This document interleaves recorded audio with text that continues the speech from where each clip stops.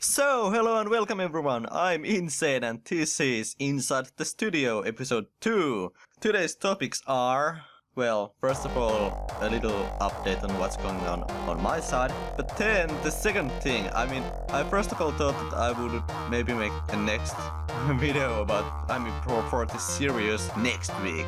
So it would have been like 2 weeks and that would have been good. But then came Scantraxx and decided to again make the whole scene shake. Not literally but imagine me doing the bunny ears as I say shake. So let's begin. I don't actually know what's going on in the background because I'm doing it tomorrow because I didn't have anything planned, I don't have anything written down for this one. I am doing this on the fly, literally. So, my stuff. Well, there's not much progress on the songs except for the one I'm doing for the competition.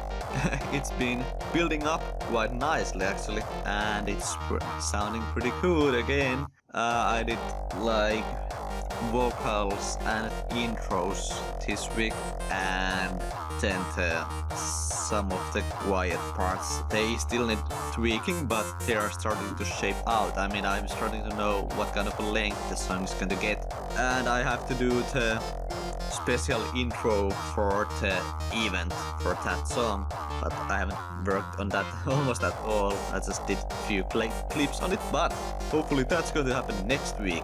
And then when we go to other stuff, I'm going to Desicon this weekend, which is a anime whatever stuff event where they also have DJs playing there at evening.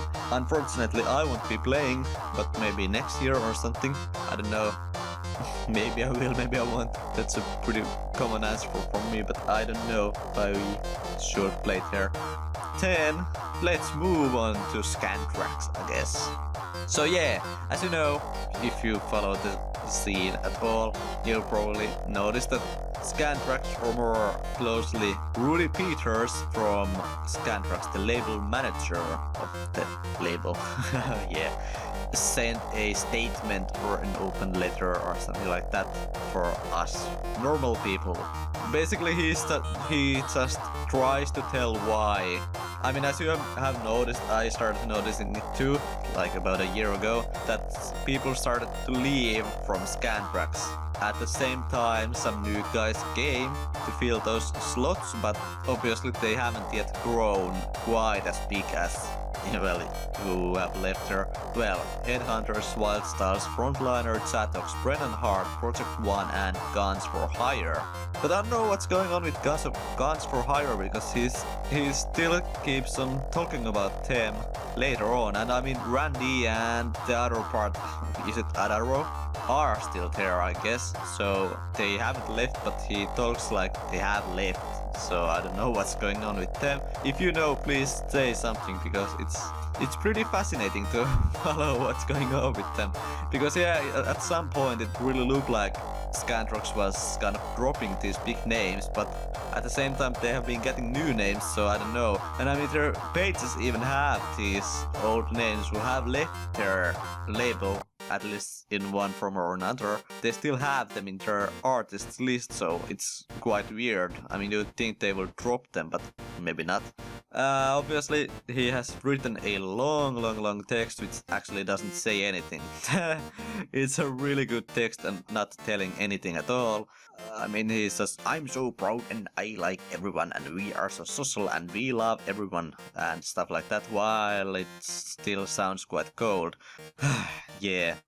But, yeah, the one thing I started to wonder was that, obviously he talks about mistakes being made and, well, the scene chasing and what's happening is, like, different and everything like that. So I started to actually wonder what were the reasons for this, why were the names starting to leave, because obviously Scantraxx is and, well, maybe is, I don't know, was the biggest thing, the biggest label, clearly the biggest label for years. but then, I don't know, Fusion and Dirty Works started to grow. Maybe Dirty Works is not that big yet, but Fusion is at least at the same level. So it's quite interesting that they would leave. So what were the reasons for that? I mean, well, as Rudy Peters says in the post, that all of the names like Headhunters, Wild Styles, etc. worked there for over, well, at least 5 years, so why would they leave now? Which obviously the biggest reason is the money. It has to be. It's probably down to the royalties, because now that the music has gotten famous, the tracks are sold quite a lot compared to, like, let's say 2008. So they probably started to want more, but obviously Scantraxx doesn't want that. But I wonder if it's also down to stuff like being paid from playing in the events and everything like that. So, I mean, the artists wanted more money from those, I don't know. Probably it is. But then I also started to wonder if it really was that maybe like Headhunters, because he said in the post regarding joining Ultra that he wanted full control over his songs. So, and I mean, it's the same thing is with maybe Frontliner and, well, we can't say anything about Wild Styles yet, but Scantraxx too, that their songs started to sound quite similar, like Frontliner's songs, for example. They started to have this very same style until he left, because his style clearly changed at some point. I mean, he seems to have quite more freedom in the songs, and what I heard from one of the previews from Headhunters now, it sounds like he also has more freedom really in them. And Scantraxx also, because now, I mean, he does such a wide range now, while maybe back then it was quite limited on what he will do also. So maybe what was happening in Scantraxx also was that they started to limit on what kind of sounds, for example, what kind of not leads, but what kind of style, what kind of hard style they could make. Maybe they were limiting that, which obviously, if someone comes to you and says that, hey, you can actually do that kind of a sound there, we don't like that, obviously that pisses you off quite easily. I mean, because music is about, well, mostly about doing what you want to do, and then if someone else says that no, you can't actually do that, you have to do it some other way, you won't be just taking it like, oh, okay, well, I'm going to go home now then. So yeah, I really wonder if there has been something like that going on. And well, then there's the part that wasn't Wasted Penguins. I mean, that's the feeling I get, that was that, I mean, now you notice how much I actually follow the scene. But Wasted Penguins was there, but while I'd say that the guys, the big names like Hedy and Wild Styles and those old names, while they left because they wanted to leave, I get the feeling that Wasted Penguins was actually kicked out. So I don't know what's going on with that. Maybe it was because his style really changed to quite soft.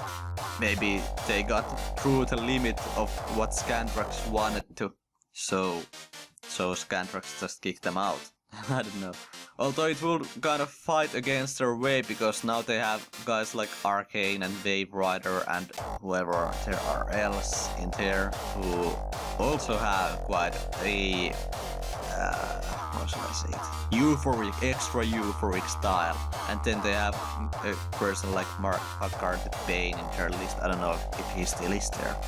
Yeah. But one interesting thing is also that the Prophet has been starting to make more of the old style, so I don't know if they also have been wanting to get back to the older, not scene, but maybe the style, and then because the not new guys, but the euphoric guys don't obviously want to do that, because they know that the euphoric style is the way forward if you want to be like a huge name, because the thing is that you can pretty easily, you could name like 5 euphoric songs, but then when it comes to, like, I mean huge euphoric songs, but when it comes to raw style, it pretty, I mean, the songs tend to be forgotten, I tend to feel. I mean, it's just that in the end, the raw style tracks just are like famous for that one part of year maybe, and then that's about it. Then there are the legend songs,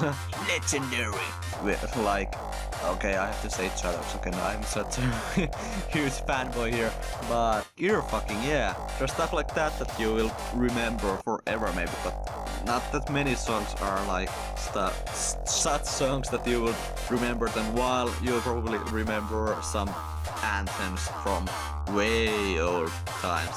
But yeah, I hope that all of the artists, whoever have left, whoever have stood, and whatever is going on in Scantraxx, I hope they get their stuff sorted out. Again, I'd say that it is also just a good thing that the people have left. I mean, the big names have left from Scantraxx, because the guys have started to build their own labels, so that obviously means that it allows more new guys to come in, to show their style, to show their skills, and maybe it allows Scantraxx to expand, it allows them to expand, it probably allows the whole scene to expand. Like, not just expand as in get more listeners, well, they do get that at the same time, but maybe we will get another new sub-style for hardstyle, which everyone can then fight in Facebook about which one of them is the best. Yeah, I mean, I would say that as a good thing, because there's never too much of hardstyle, so... anyways, I'm going to be silent now. If the video continues, it's going to be either done by a live commentary, or then it's just going to be there without any commentary. So, I'm Insane, this was Inside the Studio episode 2. I'm sorry for the randomness of it this time. Yeah, I should have maybe done a pre-writing for this, but I didn't do it. So sorry, maybe I will do that for the next time. Yes, Insane out, bye bye.